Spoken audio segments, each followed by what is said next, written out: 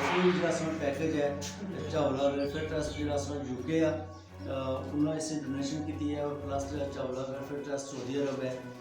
उन्होंने साथियों इस डोनेशन की है तकरीबन कोई लगभग 50 बंदे का पैकेज है जो अस जिथे तकसीम करे हैं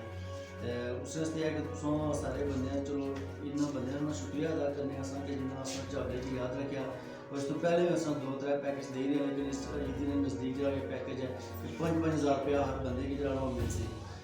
उस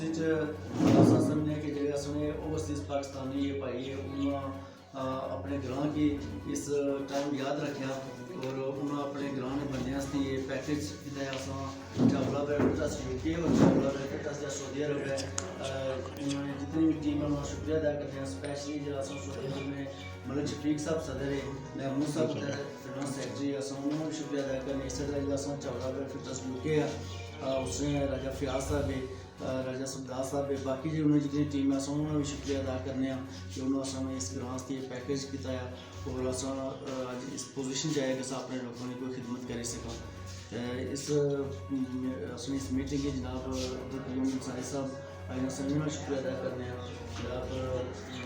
आरिफ कुरैशी साहब है ये जनरल सैक्रटरी इस वेलफेयर ट्रस्ट ने ये आज आए उन्होंने शुक्रिया अदा करना है क्यूम साहब को